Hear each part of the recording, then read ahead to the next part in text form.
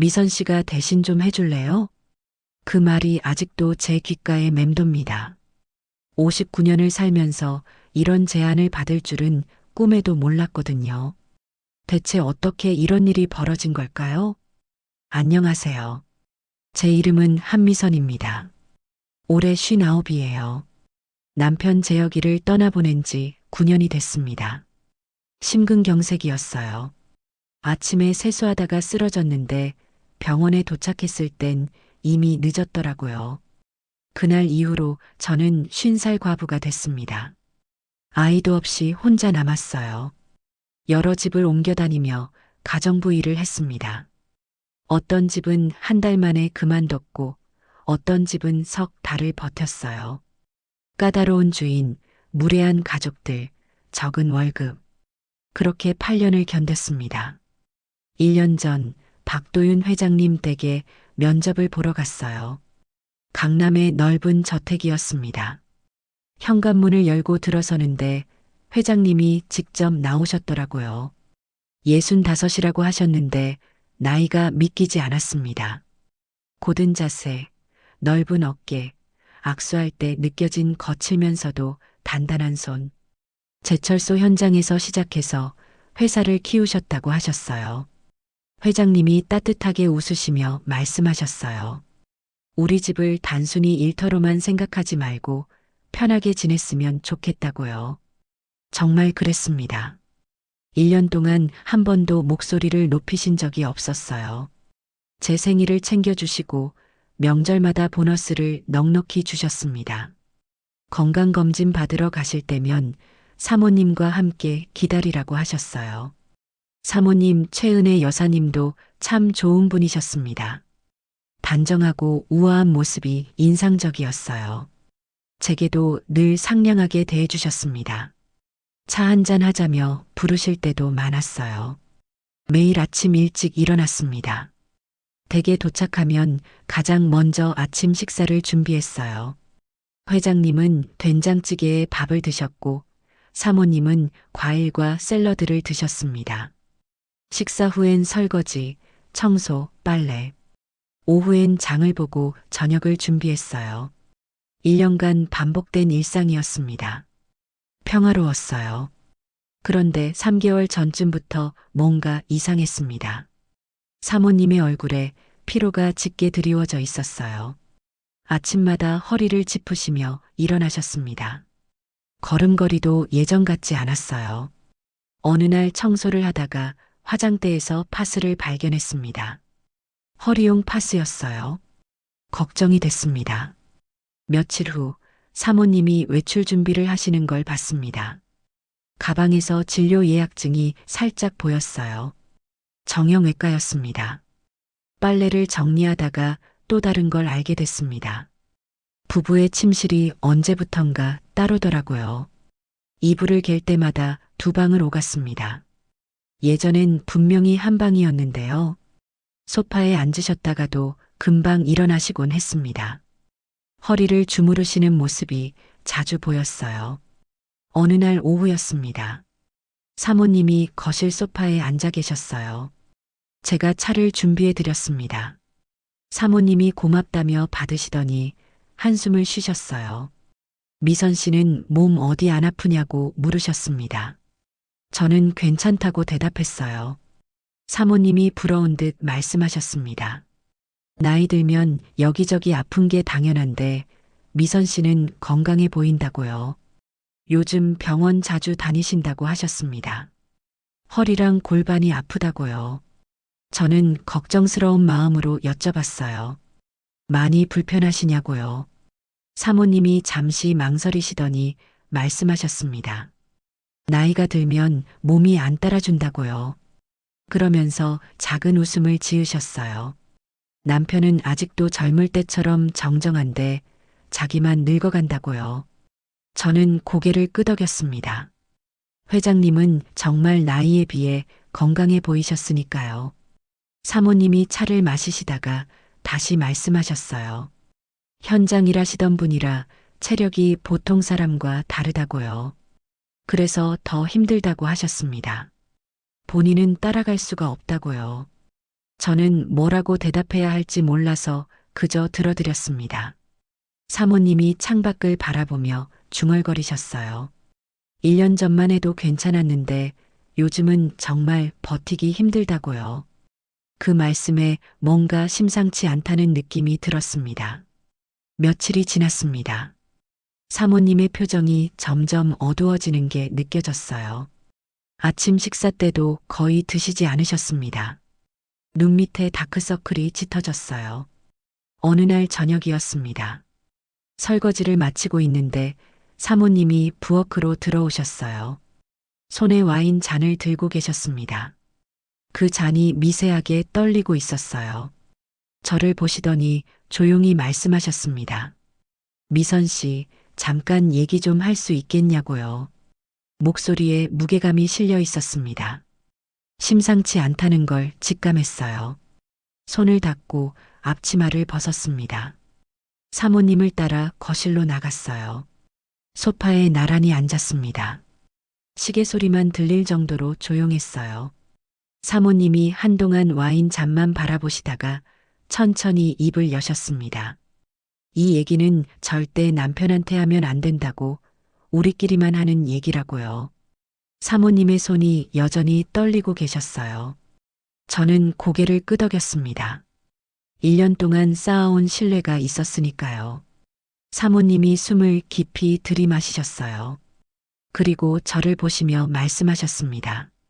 미선 씨, 솔직히 말해도 될까요? 저는 그러시라고 대답했습니다. 사모님이 떨리는 목소리로 말씀하셨어요. 남편이 그쪽으로 너무 왕성하다고요. 저는 순간 무슨 말씀인지 이해하지 못했습니다. 사모님이 얼굴을 붉히시며 계속 말씀하셨어요. 거의 매일 원하신다고요. 어떤 날은 하루에 2~3번씩이라고요. 제 입이 벌어졌습니다. 65에 매일이라니요. 사모님이 눈물을 글썽이며 말씀하셨습니다. 예전엔 어떻게든 맞춰드렸는데 이제는 정말 몸이 안 따라준다고요. 병원에서 허리랑 골반 치료를 받고 있는데 의사가 당분간 무리하지 말라고 했답니다. 하지만 남편한테 어떻게 그런 말을 하냐고요. 저는 할 말을 잃었습니다. 이런 고민을 털어놓으실 줄은 몰랐어요. 사모님이 제 손을 꽉 잡으셨습니다. 그 손이 차갑게 떨리고 있었어요. 친구들한테도 말 못한다고 하셨습니다. 누가 이런 고민을 이해해 주겠냐고요. 미선 씨한테만 털어놓을 수 있을 것 같다고 1년 동안 가족처럼 지냈다고요. 저는 사모님을 위로해 드렸습니다. 정말 힘드시겠다고, 이해한다고요. 사모님이 눈물을 훔치셨어요. 그날 밤 집에 돌아와서도 잠을 이룰 수 없었습니다. 작은 원룸에 혼자 누워 천장을 바라봤어요. 사모님의 고백이 머릿속을 계속 맴돌았습니다. 거의 매일 65에 남편 재혁이는 40 넘어서부터 그쪽으로 뜸해졌었어요. 그게 자연스러운 거라고 생각했는데요. 제철소 현장 출신이라 체력이 다르다니 세상에 이런 경우도 있구나 싶었습니다. 그런데 며칠 후였습니다. 사모님이 저를 다시 부르셨어요. 그리고 제 인생을 완전히 뒤바꿔 놓을 말씀을 하셨습니다. 거실 소파에 나란히 앉았습니다. 사모님의 표정이 평소와 달랐어요. 뭔가 큰 결심을 하신 것 같은 눈빛이었습니다. 잠시 망설이시더니 제 손을 잡으셨어요. 그리고 제 눈을 똑바로 보며 말씀하셨습니다.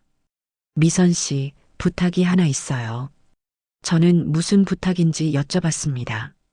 사모님이 숨을 크게 들이마시셨어요. 그리고 떨리는 목소리로 말씀하셨습니다. 미선 씨가 대신 좀 해줄래요? 처음에는 무슨 말씀인지 이해하지 못했습니다. 사모님이 다시 한번 말씀하셨어요. 남편 말이라고, 자기 대신 남편을 좀 맡아달라고요. 심장이 멈추는 것 같았습니다. 귀를 의심했어요. 사모님이 방금 뭐라고 하셨죠? 저는 너무 놀라서 말이 제대로 나오지 않았습니다. 사모님의 눈에 눈물이 고이기 시작했어요. 정말로 못 버티겠다고요. 정말로 힘드신 거였어요. 사모님의 얼굴엔 피로가 가득했고 눈 밑엔 다크서클이 짙게 내려앉아 있었습니다. 사모님이 계속 말씀하셨어요. 미선 씨는 혼자 잤냐고, 9년 동안 혼자였잖냐고요. 외롭지 않냐고 물으셨습니다. 저는 대답하지 못했어요. 외롭냐고요? 외롭죠. 9년 동안 혼자 살면서 외롭지 않았던 적이 없었어요. 하지만 그렇다고 남의 남편을 어떻게 대신 모신다는 건지, 그게 말이 되는 건지, 머릿속이 하얘졌습니다. 제가 조심스럽게 말했어요. 사모님, 그건 너무한 거 아니냐고요. 사모님도 아신다고 하셨습니다. 자기가 이상한 소리 하는 거 안다고요. 그러면서 눈물을 흘리셨어요. 정말 방법이 없다고요. 이혼하자니 40년을 함께 했는데 그것도 아니고 그렇다고 이대로 버티자니 몸이 망가지고 있다고요. 사모님이 울기 시작하셨습니다. 어깨가 들썩일 정도로요. 저를 보시며 말씀하셨어요. 미선 씨밖에 없다고 1년 동안 가족처럼 지냈다고요. 제발이라고요. 저는 아무 말도 할 수 없었습니다. 이런 부탁을 받을 줄은 꿈에도 몰랐어요. 남의 남편을 대신 모시라니. 그것도 사모님이 직접 부탁을. 머릿속이 복잡했습니다. 사모님께 시간을 달라고 말씀드렸습니다. 생각 좀 해보겠다고요. 그날 밤도 잠을 이루지 못했어요. 사모님의 부탁이 계속 귀가에 맴돌았습니다. 대신 해줄 수 있겠냐고. 이 나이에 59에 이런 제안을 받다니 어떻게 해야 할까요? 천장을 바라보며 뒤척였습니다. 9년 동안 혼자였던 시간들이 갑자기 떠올랐어요. 외로웠습니다.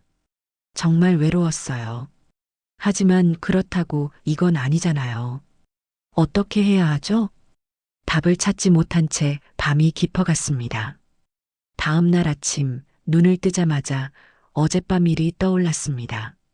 사모님의 떨리는 목소리, 눈물, 그 절박한 부탁.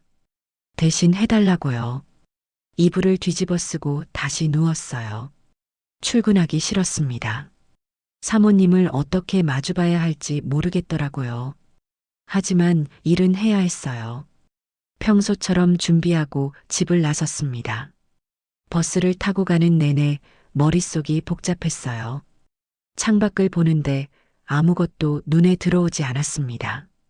댁에 도착해서 현관문을 열었어요. 거실이 조용했습니다. 부엌으로 들어가 아침 준비를 시작했어요. 된장찌개를 끓이고 반찬을 차리는데 손이 떨렸습니다. 사모님이 거실에서 나오셨어요.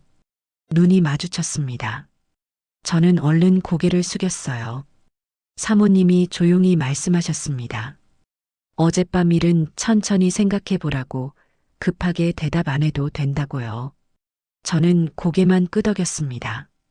식사를 차려드리고 설거지를 했어요. 평소처럼 청소하고 빨래를 했습니다. 하지만 머릿속은 계속 어지러웠어요. 회장님과 복도에서 마주쳤습니다. 평소처럼 인사를 나눴어요. 하지만 이상하게 회장님을 보는 제 시선이 달라진 것 같았습니다. 고든 자세, 넓은 어깨. 아니, 왜 이러지? 저는 고개를 저었어요. 뭘 보는 거야, 한미선. 스스로에게 중얼거렸습니다. 그날 저녁 퇴근 후 원룸에 돌아왔어요. 간단히 저녁을 먹고 침대에 누웠습니다. 천장을 바라보며 생각했어요. 사모님의 부탁, 남의 남편을 대신 모시라는 것. 말도 안 되는 일이에요. 어떻게 그런 걸 할 수 있겠어요? 하지만 사모님의 눈물이 자꾸 떠올랐습니다. 정말 힘들어 보이셨어요. 40년을 함께 사신 남편인데 이제 와서 못하겠다고 말할 수 없으시겠죠. 몸은 망가지는데 방법이 없으신 거예요. 그렇다고 제가 대신한다는 게 맞는 건가요? 뒤척이다가 눈을 감았어요. 잠이 오지 않았습니다. 이틀이 지났습니다. 출근해서 일하고 퇴근하는 일상은 똑같았어요. 하지만 머릿속은 계속 복잡했습니다. 사모님은 더 이상 그 얘기를 꺼내지 않으셨어요. 하지만 가끔 저를 보시는 눈빛에 간절함이 담겨 있었습니다. 셋째 날 저녁, 저는 친구 수경이한테 전화를 걸었어요. 수경아, 나 좀 만나자. 할 얘기가 있어. 수경이가 무슨 일이냐고 물었어요.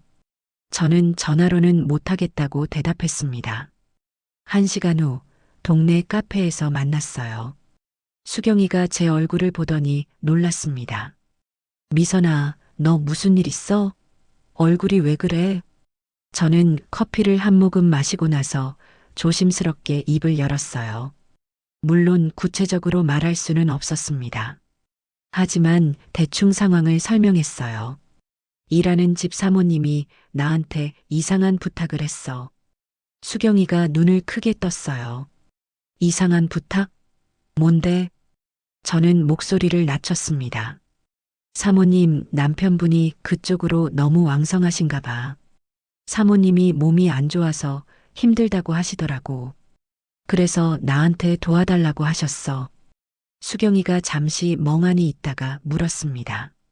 도와달라는 게 설마? 저는 고개를 끄덕였어요. 수경이가 입을 딱 벌렸습니다. 한참 동안 말이 없더니 겨우 입을 열었어요. 미선아, 그게 무슨 소리야? 사모님이 직접 그런 부탁을 했다고?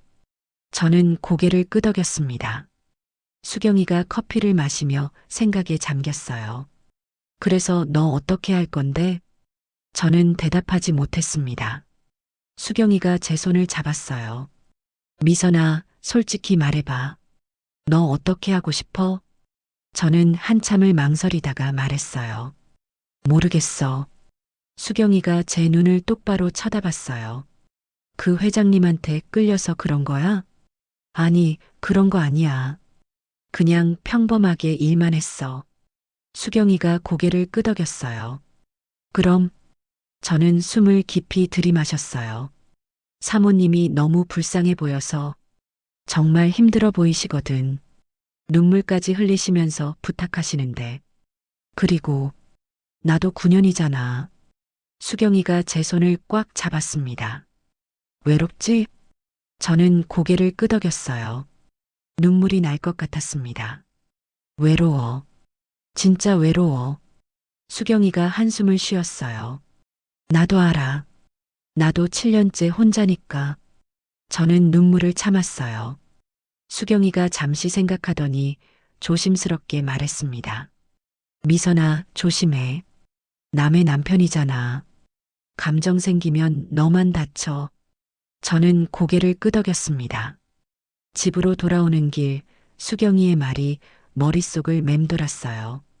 감정은 빠지지 않는 거, 그냥 도와주는 거, 그렇게 생각하면 괜찮은 걸까요?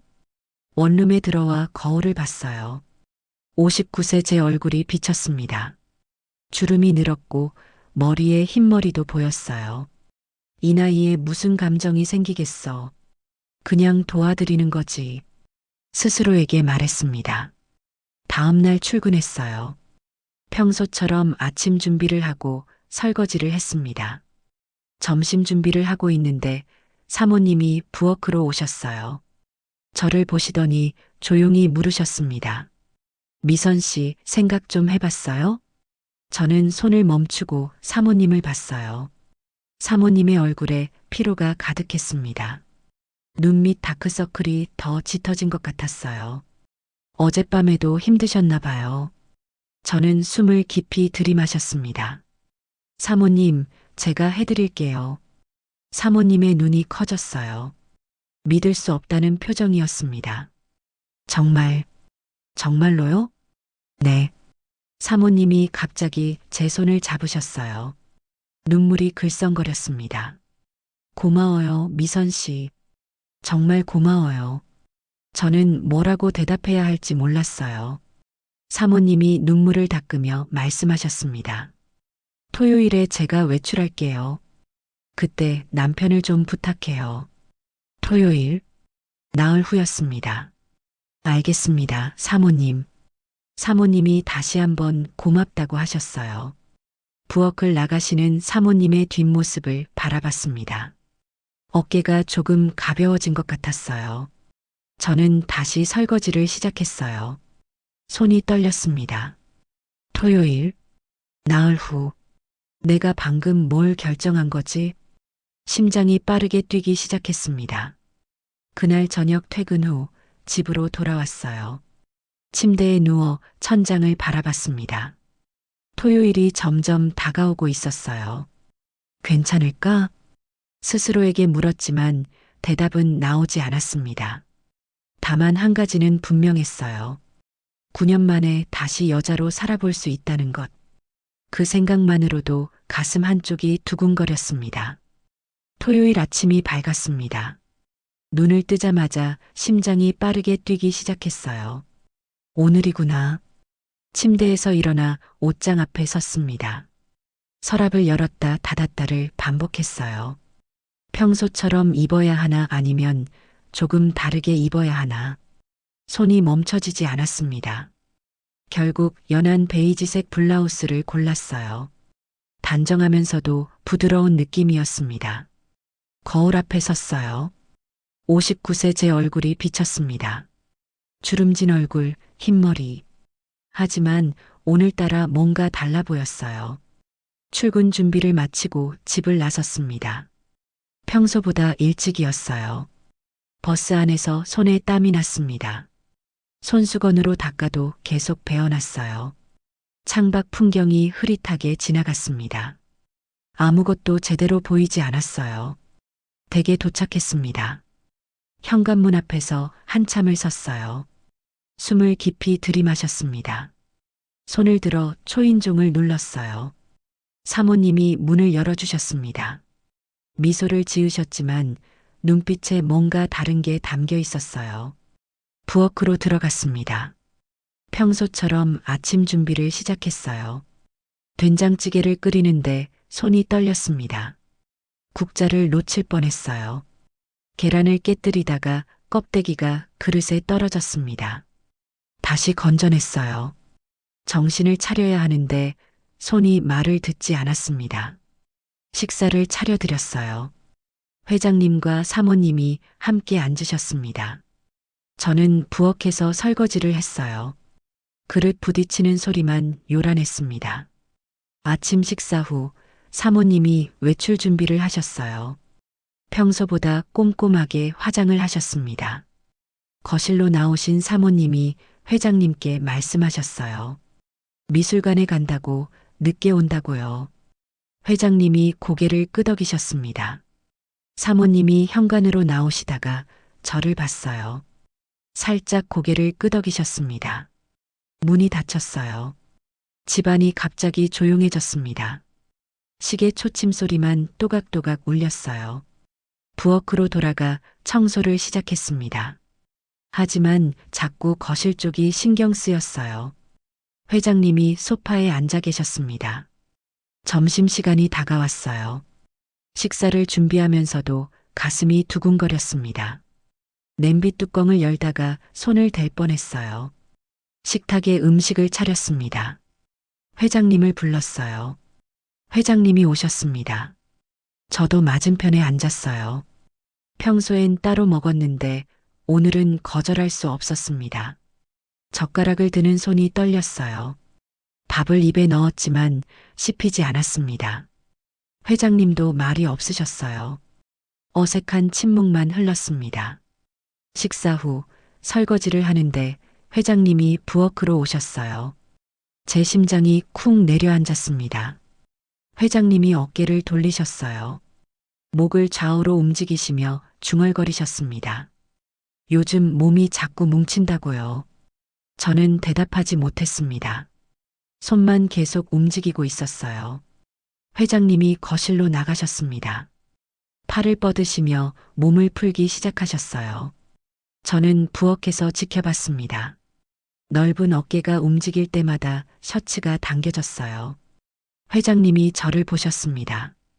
함께 하자는 눈빛이었어요. 저는 앞치마를 벗었습니다. 거실로 나갔어요.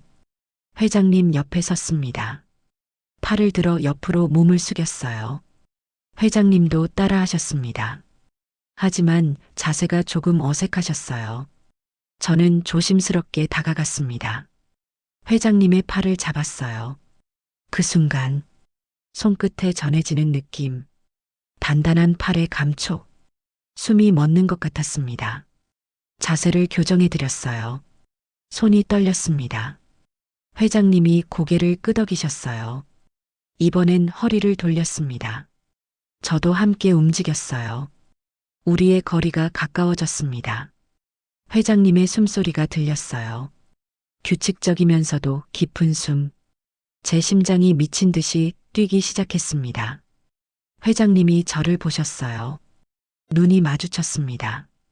시간이 멈춘 것 같았어요. 회장님의 손이 천천히 움직였습니다. 제 팔을 잡으셨어요.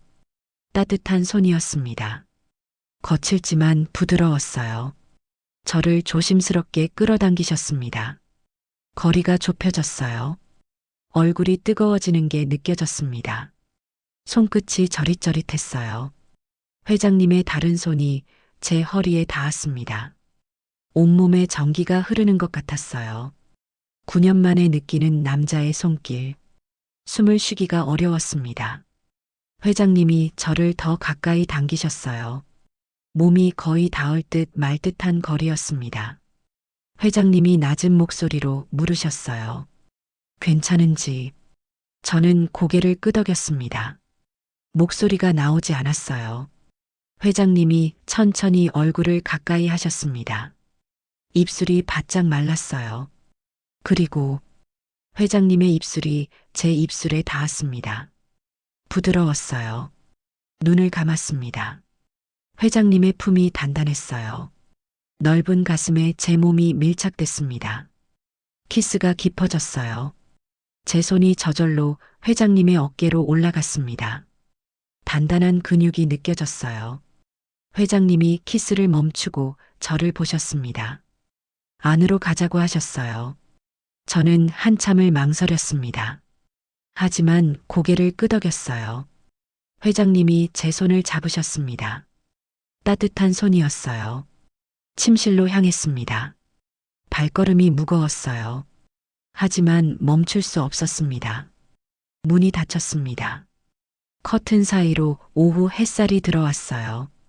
회장님이 다시 저를 안으셨습니다. 이번엔 더 단단하게. 심장이 터질 것 같았어요. 침대에 앉았습니다. 회장님의 손이 제 얼굴을 감쌌어요. 거칠면서도 따뜻한 손. 다시 키스가 시작됐습니다. 옷깃이 느슨해졌어요. 회장님의 손이 제 등을 따라 내려왔습니다. 그 손길이 지나간 자리마다 열기가 남았어요. 제 손도 움직였습니다. 회장님의 셔츠 단추를 풀었어요. 손이 떨렸습니다. 하나씩 풀릴 때마다 단단한 가슴이 드러났어요. 65이라는 나이가 믿기지 않았습니다. 탄탄한 몸이었어요. 제 손이 그 가슴에 닿았습니다. 뜨겁고 단단했어요. 회장님이 낮게 신음하셨습니다. 그리고 완전히 하나가 됐어요. 9년 만이었습니다. 잊고 있었던 감각이 깨어났어요. 얼어붙었던 뭔가가 녹아내리는 것 같았습니다. 회장님의 숨소리가 제 귀에 닿았어요. 거칠고 뜨거운 숨결. 제 손이 회장님의 등을 감쌌습니다. 땀이 배어나는 게 느껴졌어요. 살아있구나. 그 생각이 들었습니다.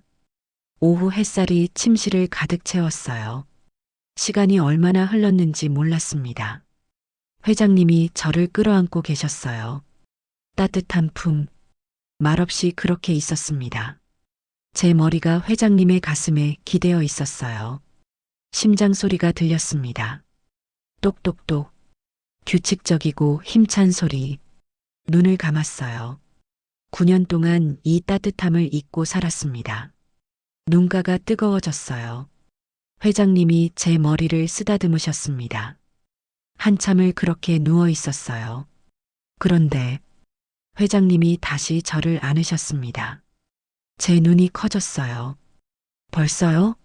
아까 했는데요? 하지만 회장님의 눈빛이 간절했습니다. 말할 수 없었어요. 다시 시작됐습니다. 두 번째였어요. 이번엔 첫 번째와 달랐습니다. 더 천천히, 더 깊게. 회장님의 손길이 제 온몸을 훑었어요. 그 손길 하나하나가 제 감각을 깨웠습니다. 제 입에서 작은 소리가 새어나왔어요. 부끄러웠지만 멈출 수 없었습니다. 회장님이 제 목에 입을 맞추셨어요. 귀 뒤로, 어깨로, 쇄골로. 온몸이 반응했습니다. 이게 나였나? 59세 한미선이 이럴 수 있었나? 놀라웠어요.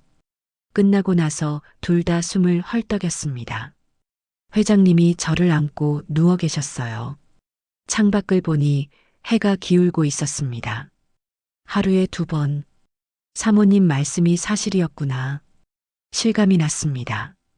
회장님이 제 이마에 입을 맞추셨어요. 저는 대답하지 못했습니다. 9년 만에 다시 살아난 느낌이었으니까요. 저녁 무렵 옷을 정리하고 침실을 나왔어요. 거울을 봤습니다. 제 얼굴이 달라 보였어요. 생기가 돌았습니다. 부엌으로 가서 저녁을 준비했어요. 손이 아직 떨렸습니다. 저녁 때쯤 현관문이 열렸습니다. 사모님이 돌아오셨어요. 저를 쳐다보셨습니다. 눈빛으로 물으셨어요. 저는 살짝 고개를 끄덕였습니다. 사모님의 얼굴에 안도가 스쳤어요. 저녁 식사를 차렸습니다. 세 사람이 한 식탁에 앉았어요.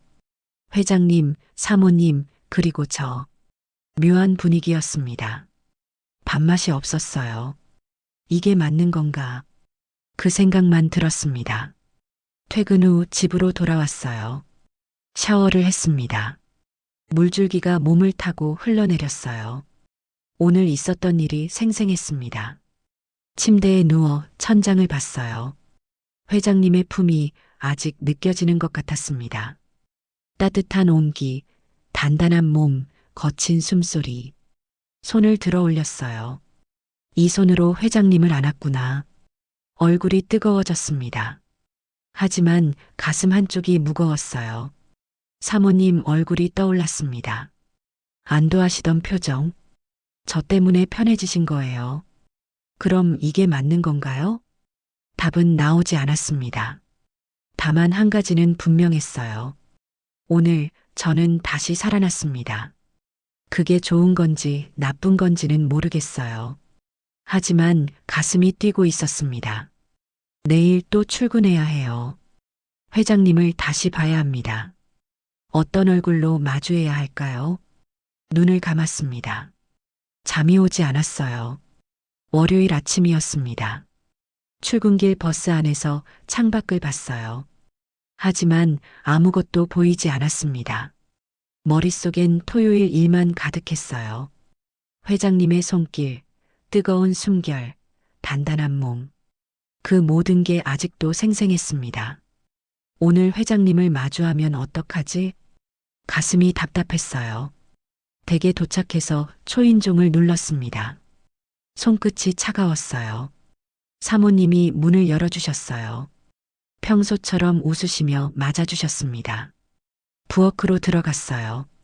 아침 준비를 시작했는데 칼질을 하다가 손을 벨 뻔했습니다. 정신이 없었어요. 회장님이 식탁에 앉으셨어요. 심장이 쿵 내려앉았습니다. 눈이 마주쳤어요. 회장님이 고개를 살짝 끄덕이셨습니다.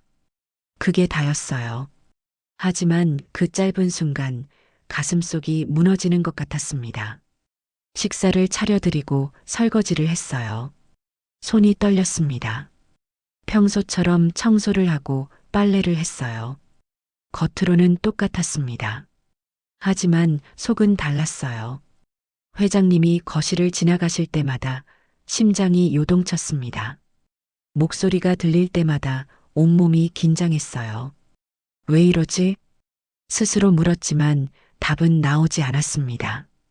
일주일이 지나갔어요. 2주가 지났습니다. 어느 날 오후 사모님이 저를 불러 앉히셨어요. 차를 따라주시며 조심스럽게 말씀하셨습니다. 아예 들어와서 살면 어떻겠냐고요. 제 손이 멈췄어요. 들어와서 살라고요?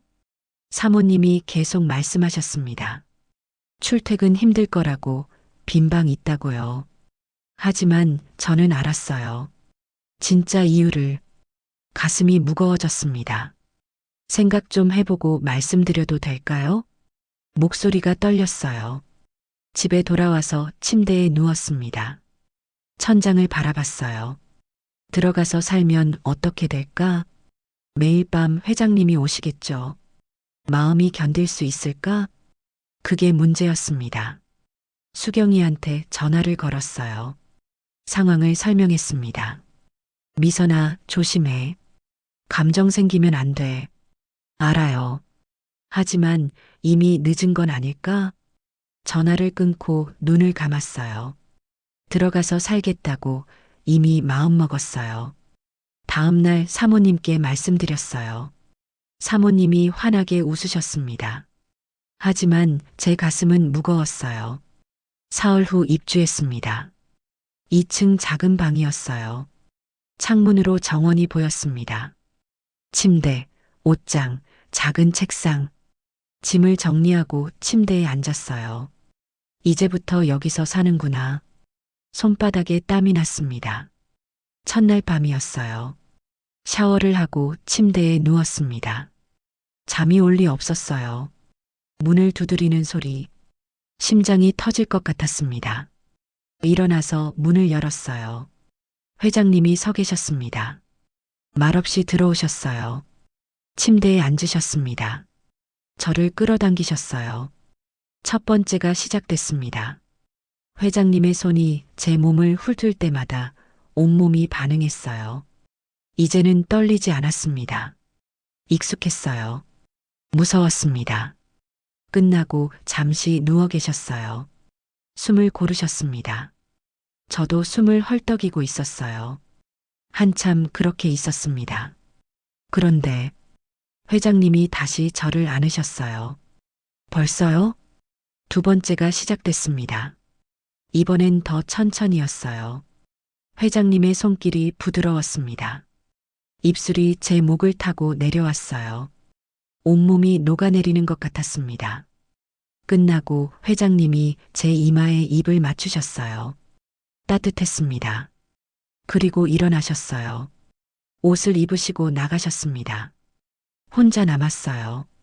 침대 시트가 흐트러져 있었습니다. 제 몸에서 땀 냄새가 났어요. 이게 맞는 건가? 눈을 감았습니다. 다음 날 밤은 달랐어요. 회장님이 들어오셨습니다. 첫 번째가 끝나고 잠시 쉬셨어요. 두 번째가 시작됐습니다. 끝나고 또 잠시 누워 계셨어요. 그런데 다시 저를 안으셨습니다. 세 번째였어요. 이번엔 더 격렬했습니다. 회장님의 숨소리가 거칠었어요. 땀이 흘러내렸습니다. 제 손톱이 회장님 등을 파고들었어요. 끝나고 둘 다 축 늘어졌습니다. 회장님이 한참 누워 계셨어요. 그러다 일어나셨습니다. 나가셨어요. 저는 움직일 힘도 없었습니다. 하룻밤에 3번. 몸이 후들거렸어요. 다음 날 거울을 봤습니다. 눈 밑에 다크서클이 내려앉아 있었어요. 얼굴이 피곤해 보였습니다. 하지만 눈빛은 달랐어요. 뭔가 살아 있었습니다. 사흘째 밤이었어요. 회장님이 오셨습니다. 첫 번째, 두 번째. 그런데 세 번째가 끝나고도 멈추지 않으셨어요. 네 번째가 시작됐습니다. 저는 놀랐어요. 이렇게까지 하시다니. 회장님의 눈빛이 간절했습니다. 아, 낮 동안 참으셨구나. 그 생각이 들었어요. 지금 그걸 다 푸시는 거구나. 온몸으로 느꼈습니다. 끝나고 회장님이 제 옆에 쓰러지셨어요. 숨을 헐떡이셨습니다. 한참을 그렇게 누워 계셨어요. 저도 움직일 수 없었습니다. 온몸이 저렸어요. 회장님이 일어나셨습니다. 나가셨어요. 혼자 남았습니다. 창밖이 밝아지고 있었어요. 하룻밤에 4번. 이게 가능한 일인가? 65에. 놀라웠습니다. 일주일이 지났어요. 매일 밤 회장님이 오셨습니다. 어떤 날은 2번, 어떤 날은 3번, 어떤 날은 4번. 날마다 달랐어요. 몸이 힘들었습니다. 하지만 이상했어요. 거부할 수 없었습니다. 아니, 거부하고 싶지 않았어요. 무서웠습니다. 아침마다 거울을 봤어요. 피곤한 얼굴이 비쳤습니다. 하지만 눈빛은 살아있었어요. 회장님과 사모님이 식탁에 앉으셨습니다. 회장님이 저를 보시며 살짝 미소 지으셨어요. 사모님은 몰랐습니다. 제 가슴이 콩닥거렸어요. 왜 이러지? 어느 날 회장님 목소리가 복도에서 들렸어요. 심장이 빨라졌습니다. 손에 들고 있던 걸레가 떨어질 뻔했어요. 아, 안 돼. 스스로 중얼거렸습니다. 이러면 안 되는데. 하지만 멈출 수 없었어요. 밤마다 문을 두드리는 소리를 기다렸습니다. 회장님이 안 오시는 날은 없었지만 혹시나 하는 마음에 귀를 쫑긋 세웠어요. 소리가 들리면 가슴이 뛰었습니다. 문을 열면 회장님이 서 계셨어요. 그 순간이 좋았습니다. 무서웠어요. 3주가 지났습니다. 어느 날 밤 회장님이 오셨어요. 첫 번째가 끝났습니다. 회장님이 제 머리를 쓰다듬으셨어요. 두 번째가 시작됐어요. 이번엔 천천히였습니다. 회장님이 제 얼굴을 들여다보셨어요. 입을 맞추셨습니다. 부드러웠어요. 끝나고 회장님이 저를 안고 누워 계셨어요. 한참 그렇게 있었습니다.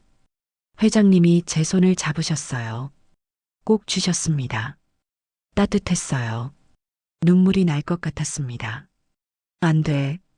감정이 생기면 안 돼. 하지만 이미 늦었습니다. 감정이 생겼어요. 회장님이 좋았습니다. 무서웠어요. 한 달이 지났습니다. 어느 날 저녁이었어요. 부엌에서 설거지를 하고 있었습니다. 회장님이 들어오셨어요. 사모님은 거실에 계셨습니다. 회장님이 제 옆에 서셨어요. 그리고 제 어깨를 살짝 감싸셨습니다. 심장이 멈추는 것 같았어요. 회장님이 작은 목소리로 말씀하셨습니다. 고마워요. 저는 아무 말도 못했어요. 가슴이 뛰었습니다. 그때 부엌 문 쪽에서 시선이 느껴졌어요. 고개를 돌렸습니다. 사모님이 서 계셨어요. 우리를 보고 계셨습니다. 사모님의 얼굴이 굳어 있었어요. 심장이 내려앉았습니다. 회장님이 손을 치우셨어요. 아무렇지 않게 나가셨습니다. 사모님도 아무 말 없이 돌아서셨어요. 저는 그 자리에 서 있었습니다. 손이 떨렸어요. 뭔가 잘못되고 있었습니다. 그날 밤 회장님이 오시지 않았어요. 처음이었습니다. 침대에 누워 천장을 봤습니다. 사모님이 보신 거예요. 회장님이 저한테 다정하게 대하시는 걸. 가슴이 답답했어요. 다음 날 아침 사모님이 저를 보시는 눈빛이 달랐습니다. 차가웠어요. 아침 식사 때 아무도 말이 없었습니다. 회장님도 사모님도 저도 무거운 침묵만 흘렀어요. 뭔가 무너지고 있었습니다. 저는 알았어요. 이제 곧 끝날 거라는 걸. 무서웠습니다. 하지만 더 무서운 건 끝나는 게 싫다는 거였어요. 회장님을 놓치고 싶지 않았습니다. 언제부터였을까? 감정이 생긴 게 모르겠어요. 하지만 분명했습니다. 저는 회장님이 좋았어요. 이제 어떻게 해야 할까? 답이 나오지 않았습니다. 다음 날 아침이었습니다. 눈을 떴지만 일어나고 싶지 않았어요. 어젯밤 회장님이 오시지 않았습니다. 처음이었어요. 가슴이 무거웠습니다. 일어나서 옷을 갈아입었어요. 거울을 봤습니다. 피곤한 얼굴이 비쳤어요. 부엌으로 내려갔습니다. 아침 준비를 시작했어요. 손이 떨렸습니다. 회장님과 사모님이 식탁에 앉으셨어요. 사모님이 저를 보셨습니다. 눈빛이 차가웠어요. 회장님은 신문만 보고 계셨습니다. 아무도 말이 없었어요. 무거운 침묵만 흘렀습니다. 식사를 차려드렸어요. 손이 떨려서 국그릇을 놓을 때 소리가 났습니다. 사모님이 저를 쳐다보셨어요. 저는 고개를 숙였습니다. 식사가 끝났어요. 회장님이 먼저 일어나셨습니다. 사모님도 일어나셨어요. 설거지를 시작했습니다. 그릇이 손에서 미끄러질 뻔했어요. 숨을 깊이 들이마셨습니다. 청소를 했어요. 빨래를 했습니다. 하지만 머릿속은 복잡했어요. 어제 사모님이 보셨어요. 회장님이 제 어깨를 감싸시는 걸. 끝났구나. 그 생각이 들었습니다. 점심을 준비하고 있는데 사모님이 부엌으로 오셨어요. 저를 보시며 조용히 말씀하셨습니다. 미선 씨, 잠깐 얘기 좀 할까요? 심장이 내려앉았습니다. 네, 사모님. 거실로 나갔어요. 소파에 마주 앉았습니다. 사모님이 한참을 말없이 저를 보셨어요. 그러다 천천히 입을 여셨습니다. 미선 씨. 네. 처음엔 정말 도와달라고 부탁했어요. 사모님의 목소리가 떨렸습니다. 제가 힘들어서 몸이 안 좋아서 그랬어요. 저는 고개를 숙였습니다. 사모님이 계속 말씀하셨어요. 그런데 어제 봤어요. 제 가슴이 조여왔습니다. 남편이 미선 씨를 보는 눈빛이요. 사모님의 목소리에 떨림이 섞였어요. 예전이랑 달라요. 미선 씨한테 감정이 생긴 것 같아요. 저는 아무 말도 할 수 없었습니다. 사모님이 눈물을 글썽이셨어요. 제 남편이에요, 미선 씨. 그 말이 가슴에 박혔습니다. 처음엔 그냥 도와주는 거라고 생각했어요. 저도 편하고 미선 씨도 외로우니까. 사모님이 눈물을 닦으셨어요. 근데 이제는 아닌 것 같아요. 남편 마음까지 넘긴 것 같아요. 제 눈에도 눈물이 고였습니다. 죄송해요, 사모님. 사모님이 고개를 저으셨어요. 미선 씨 잘못이 아니에요. 제가 이상한 부탁을 했으니까. 사모님이 숨을 깊이 들이마셨습니다. 미선 씨, 이 관계를 끝내야 할 것 같아요. 심장이 멎는 것 같았습니다. 40년을 함께 산 남편이에요. 제가 놓칠 수 없어요. 사모님의 목소리가 떨렸습니다. 미안해요, 미선 씨. 정말 미안해요. 저는 고개를 끄덕였습니다. 목소리가 나오지 않았어요. 오늘 안에 짐을 싸주시겠어요? 가슴이 무너졌습니다. 네, 사모님. 사모님이 일어나셨어요. 방으로 돌아가셨습니다. 저는 소파에 그대로 앉아 있었습니다. 눈물이 흘러내렸어요. 끝났구나. 정말 끝났구나. 2층 제 방으로 올라갔습니다. 작은 방이었어요. 한 달을 살았던 공간. 옷장을 열었습니다. 옷을 꺼내 가방에 넣었어요. 손이 떨렸습니다. 책상 위에 놓인 물건들을 정리했습니다. 하나하나 집어들 때마다 가슴이 아팠어요. 침대에 앉았습니다.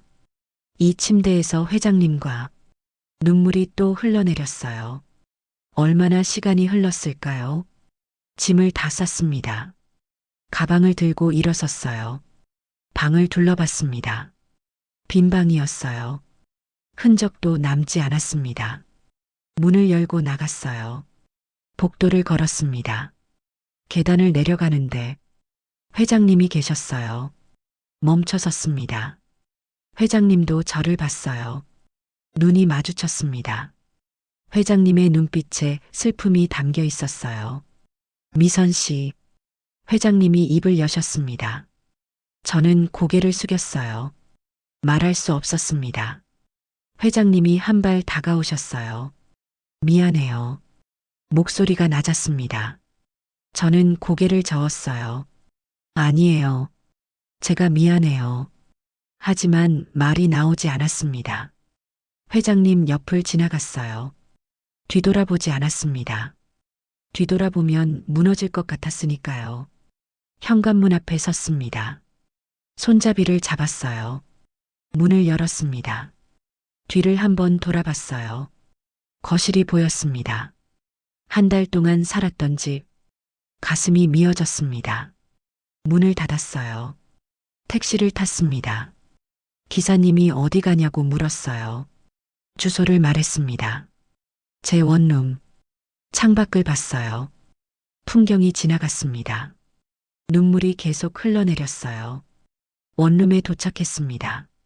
문을 열고 들어갔어요. 텅 비어 있었습니다. 한 달 동안 비워뒀던 공간. 가방을 내려놓았어요. 침대에 앉았습니다. 조용했어요. 너무 조용했습니다. 창밖을 봤어요. 해가 지고 있었습니다. 어제 이맘때쯤 회장님이 제 방문을 두드리셨겠죠. 하지만 이제 그런 일은 없을 거예요. 눈을 감았습니다. 눈물이 흘러내렸어요. 밤이 되었습니다. 침대에 누웠어요. 천장을 바라봤습니다. 회장님 생각이 났습니다. 따뜻한 품, 거친 숨소리, 단단한 손. 모든 게 생생했어요. 가슴이 아팠습니다. 좋아했어요. 회장님을 좋아했습니다. 하지만 끝났어요. 처음부터 불가능한 일이었어요. 남의 남편. 40년 함께 산 사모님의 남편. 제가 가질 수 없는 사람. 알았어요. 처음부터 알았습니다. 하지만 감정은 멈출 수 없었어요. 눈물이 계속 흘러내렸습니다. 며칠이 지났어요. 원룸에서 나가지 않았습니다. 밥도 제대로 먹지 않았어요. 침대에 누워 천장만 봤습니다. 회장님 생각만 났어요. 지금쯤 뭐하고 계실까? 밤에 제 방문을 두드리러 오시려다가 멈추셨을까? 아니면 이미 잊으셨을까? 가슴이 아팠습니다. 수경이한테 전화가 왔어요. 받지 않았습니다. 아무도 만나고 싶지 않았어요. 일주일이 지났습니다. 거울을 봤어요. 야윈 얼굴이 비쳤습니다. 눈밑이 푹 꺼져 있었어요. 이러면 안 되는데 스스로 중얼거렸습니다. 하지만 일어날 힘이 없었어요. 창밖을 봤습니다. 비가 내리고 있었어요. 회장님도 이 비를 보고 계실까? 저를 생각하고 계실까? 아니겠죠. 이미 잊으셨을 거예요. 눈물이 또 흘러내렸습니다. 끝났어요. 정말 끝났습니다. 하지만 가슴은 아직도 아팠어요. 회장님을 잊을 수 없었습니다. 어떻게 잊어야 할까요? 답이 나오지 않았습니다. 그냥 시간이 지나기를 기다릴 수밖에 없었어요. 언젠가는 잊혀지겠죠. 하지만 지금은 아니었습니다. 지금은 너무 아팠어요. 눈을 감았습니다. 비 오는 소리만 들렸습니다. 한 달이 지났습니다. 원룸 창밖을 봤어요. 계절이 바뀌고 있었습니다. 나뭇잎이 물들기 시작했어요.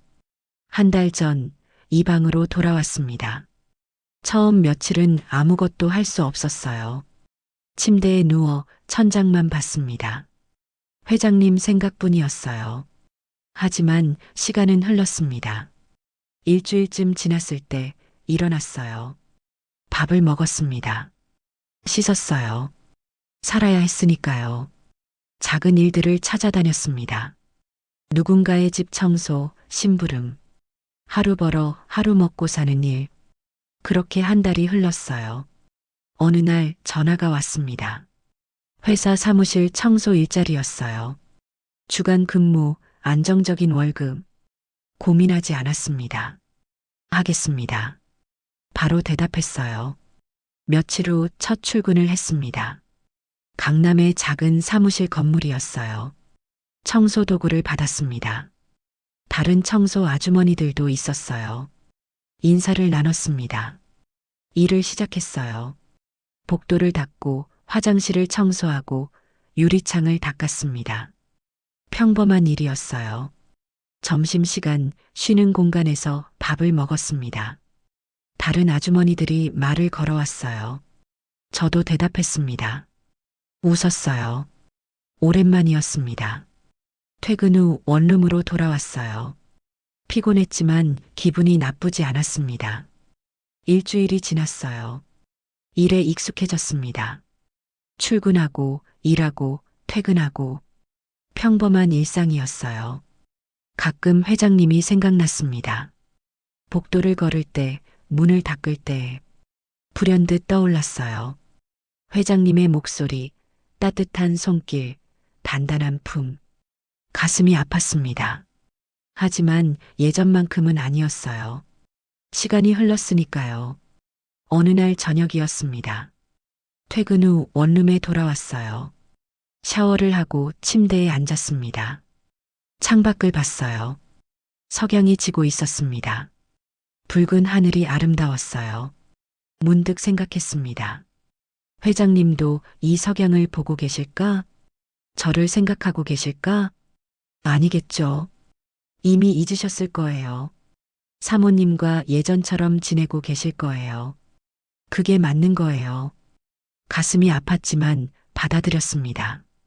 눈을 감았어요. 59년을 살았습니다. 그중 가장 특별한 시간이었어요. 한 달. 짧았지만 강렬했습니다. 회장님과 함께했던 시간. 후회하지 않아요. 그때는 진심이었으니까요. 회장님도 진심이셨을 거라 믿습니다. 비록 끝났지만, 비록 다시 만날 수 없지만, 그 시간은 제 안에 남아 있어요. 9년 동안 얼어붙어 있었던 제가 다시 살아났던 시간. 여자로 살아있다는 걸 느꼈던 시간. 누군가를 좋아한다는 걸 알았던 시간. 특별했어요. 눈물이 흘러내렸습니다. 하지만 슬픈 눈물은 아니었어요. 고마운 눈물이었습니다. 회장님, 고마웠어요. 저를 다시 살게 해주셔서. 눈을 떴습니다. 석양이 사라지고 있었어요. 어둠이 내렸습니다. 일어나서 불을 켰어요. 부엌으로 갔습니다. 저녁을 준비했어요. 간단한 식사였습니다. 혼자 먹었어요. 외로웠지만 괜찮았습니다. 설거지를 하고 침대에 누웠어요. 천장을 봤습니다. 내일도 출근해야 해요. 청소하고, 일하고, 퇴근하고. 평범한 하루. 하지만 괜찮아요. 이게 제 일상이니까요. 며칠이 더 지났습니다. 어느 날 아침 출근길이었어요. 버스를 타고 가는데 창밖이 보였습니다. 나뭇잎이 더 물들어 있었어요. 가을이 깊어지고 있었습니다. 계절이 바뀌고 있어요. 저도 바뀔 거예요. 천천히, 조금씩. 회장님을 잊지는 못할 거예요. 그 시간을 잊지 못할 거예요. 하지만 살아가야 해요. 저도 살아있으니까요. 사무실에 도착했습니다. 청소 도구를 챙겼어요. 일을 시작했습니다. 복도를 닦으면서 생각했어요. 59년을 살았습니다. 앞으로 얼마나 더 살지 모르겠어요. 하지만 한 가지는 알아요. 그 한 달은 제 인생에서 가장 특별한 시간이었다는 것. 다시는 오지 않을 시간이었다는 것. 그걸로 충분해요. 점심시간 쉬는 공간에서 밥을 먹었습니다. 다른 아주머니들이 웃으며 얘기하고 있었어요. 저도 웃었습니다. 퇴근 후 원룸으로 돌아왔어요. 창밖을 봤습니다. 해가 지고 있었어요. 오늘도 하루가 지났습니다. 내일도 올 거예요. 그렇게 시간은 흐를 거예요. 괜찮아요. 저는 괜찮을 거예요. 언젠가는. 눈을 감았습니다. 회장님 얼굴이 떠올랐어요. 웃고 계셨습니다. 저도 미소 지었습니다. 안녕히 계세요, 회장님. 행복하세요. 그걸로 충분해요. 창밖에 바람이 불었습니다. 나뭇잎이 흔들렸어요. 계절은 바뀌고 있었습니다. 저도 바뀔 거예요. 천천히, 조금씩 살아가면서 눈을 떴습니다. 새로운 아침이 올 거예요. 그 아침을 맞이할 거예요. 한미선으로, 59세로, 살아있는 사람으로, 그렇게 살아갈 거예요.